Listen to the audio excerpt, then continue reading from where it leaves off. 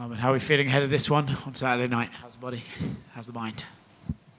Hello, I feel good. Can't wait to fight. Do you feel like at this point, you're one of the hottest up-and-coming guys in this division, that when you get put up in matchups like these, everyone kind of expects you to win? Does that add pressure, or do you feel like, no, I should be winning these fights myself? I feel a little bit pressure because he's on ranking, and it's a risk to fight with him. But I know I'm gonna win, and if I'm the best, I gotta beat everybody who gonna fight with me. How did you end up fighting an unranked guy? Sort of feels like you could be paired up with some of the bigger names of the division. It's so weird, like nobody accepts fight, nobody wants to fight, and a lot of guys. And I know like they offered good money. UFC offered good money for some guys in top 15, and even that they didn't accept fight with me. So it's so disappointing me. I mean, would you care to share some of those names? Maybe try and get those fights going? Who didn't accept? Yeah. Grant Dawson first, and Hooker second, and yeah, two that definitely. When you hear these guys didn't accept a fight with you, does it make you kind of want to fight them more, or do you think, okay, well, no, we won't bother then?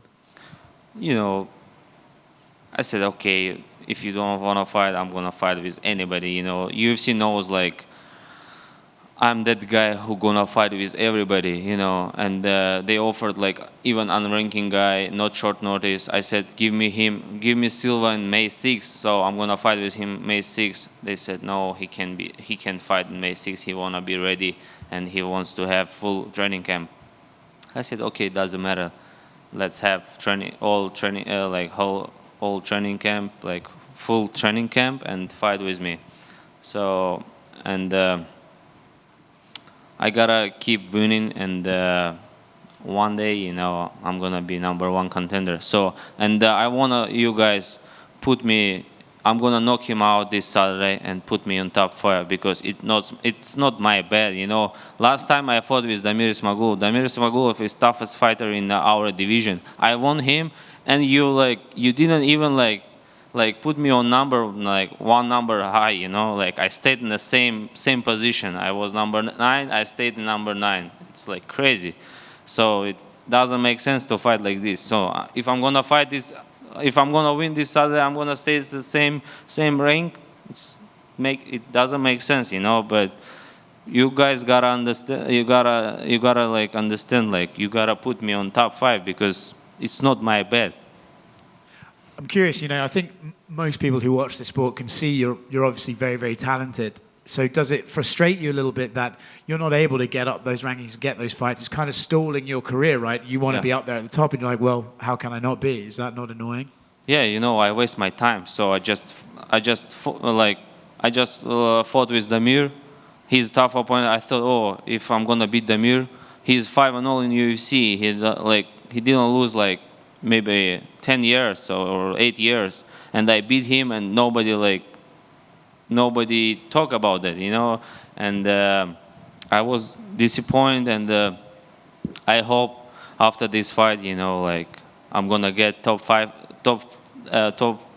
fighters and main event. So, if you could pick the next guy after Saturday, who's logically a good choice for you? I'm sure you'd love to turn around again and fight before the end of the year, but who would you like to fight against? Yeah, I would like to fight with Dariush, Fiziev, and Gamrot. 3 names I have on my mind, but I gotta win this Saturday. He's a tough opponent, and I just focus. I don't think, I'm gonna fight with somebody after the. I just focus on my fight Saturday, and Saturday night I'm gonna talk with you again, and we can pick someone. Thank you. Hey, Arman. Since your fight last December, how many fights were offered you, and how many fighters have turned you down? They offered me. I supposed to fight with Maikana, so it was good fight, main event. He's top 15. He got injured, and then they said you're gonna fight probably April 28th if we find someone. I said okay. I still was cutting weight. And then they said, oh, we're going to find someone, maybe Hooker, co-main event in May 6th. I said, okay. and still I was waiting for that day, May 6th. And then they said May 13th probably we could find someone. I said no way. And if you can find May 6th, how are you gonna fight May 13th? So, and then they just said June 17. So, and like they offered me a lot of different names. Probably this guy, probably this guy, probably this guy. We are waiting for Hooker. We are waiting for Drew Dober. We are waiting for Grant Dawson. These three names they offered me. I said yes, yes, yes. So they know like I didn't say no. I'm not gonna fight it Drew Dober, or I'm not gonna fight with this guy. So and. You know, I thought like maybe Bobby Green gonna accept that fight, and I said my manager after when he won, like not won, but his fight was canceled. Like what happened? Like he threw No contest. no contest. I said, oh okay, he wants like he wants money. You know, maybe he gonna accept that fight, and I'm gonna fight. And even him, like, he said, no. What can I do? Like, How disappointed were you that the Moicano fight fell through? It was another main event for you, a UFC veteran, a big name, someone that has a lot of hype right now. It got canceled. Your fight got canceled. How disappointed were you? I was disappointed, you know, but now I'm happy. I have a fight, and I'm gonna make money. I'm talking with you guys. It's good for me, for my media stuff, you know, and so I gotta show good performance this Saturday and keep going straight, and hopefully they found they good fight for me, you know, and I'm happy for that. Thank you so much, especially Sean Shelby, and he was trying so hard to find someone, and it was a difficult job for him, you know. What were your thoughts on Charles Oliveira versus Beneil Dariush this past weekend? You know, I thought the Dariush gonna win for sure. I thought he's in good shape, you know.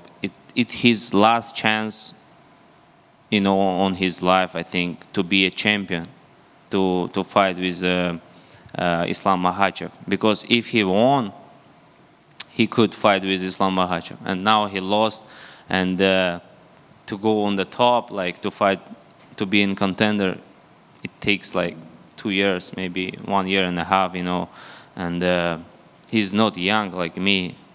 That's why I thought he gonna give all himself on this fight, but he started to look good, but then something happened, and he missed punch, and it is what it is. Charles, he's a good fighter, you know. He has a lot of experience. He has a patience, you know, and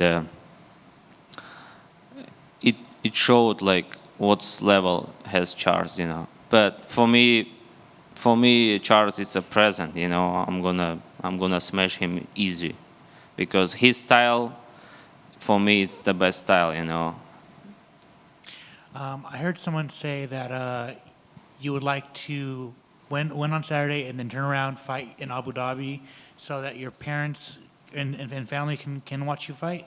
Yeah, you know, nobody can come from Russia here. My all relatives, my all parents, friends live in Russia. To get in UFC, it's so difficult to get visa, you know, and like my father never been in US, so.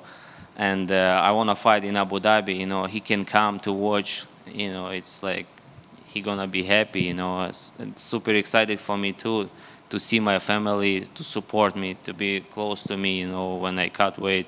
And this is the best case scenario to win this fight and get fight in October, in like some big names like Dariush or Fiziev or whatever, like just top fighters, you know.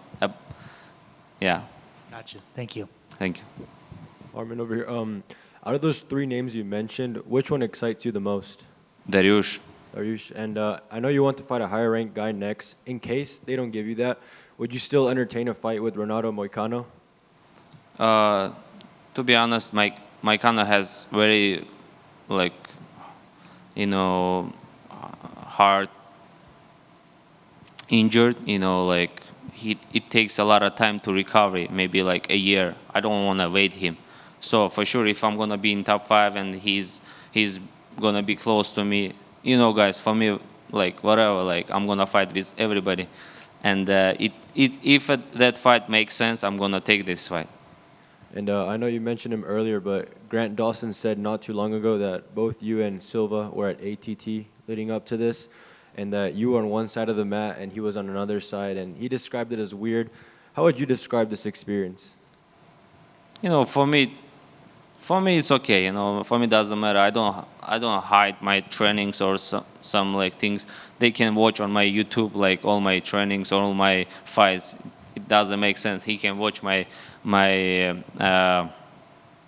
sparrings, because what he can do, like if I'm better, like he can like be for 2 months, like he can like, I don't know, like he can beat me for 2 months, even like he gonna have full training camp. So for me it doesn't matter, and I don't feel weird things.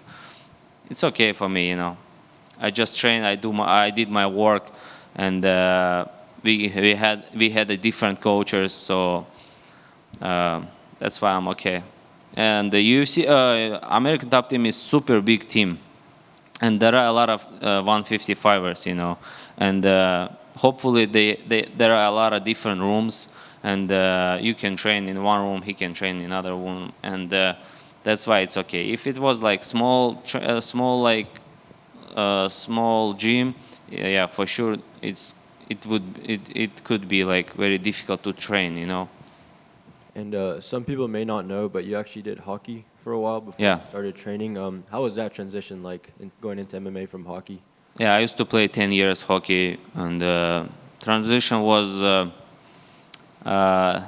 the hockey team didn't pick me, to the good organization, and that's why I just maybe waste 10 years of my life, and yeah, but I'm happy, I was enjoying when I played hockey, and maybe when I transitioned to MMA, I had a lot of energy, and it's like kind of different sport. If I wrestled 10 years and then moved to transition to MMA, I still like, I think I could be tired of that mats, like trainings, like,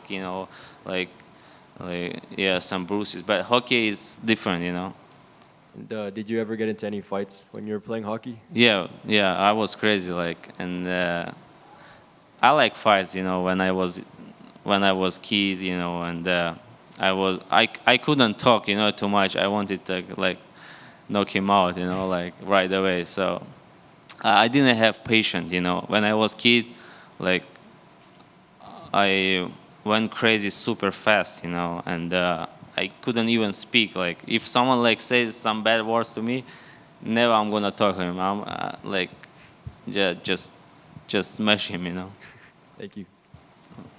Hey, Arman, just Hey. one question for me, brother. It was back in January, you were talking about Michael Chandler, and you had put a tweet out there saying that, he should maybe have a fight with the new generation of MMA, and you called him, you'd said that he had the lowest IQ in the division. Do you still believe that? Yeah, I still believe that, because if I'm a good freestyle wrestler, I gotta wrestle him. Why I gotta like miss 1,000 punches and lose fight? Okay, fans like it, but it doesn't make sense. He lost all his fights. Like he goes crazy, and even like he's a wrestler, he's like do like some takedowns, like crazy takedowns, like he from the like second floor he threw his opponent, like do some crazy things, but he couldn't even like hold them there and spend a lot of energy. He's a like fighter for 1 round, and if I was him, if I was him, I just wrestle like, and like, I would be smart.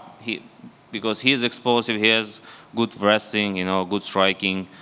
But during the fight, he does some crazy things. Yeah, it's like exciting fight. You know, I like watch his fights, but for him, it's like, for me, it's stupid. You know.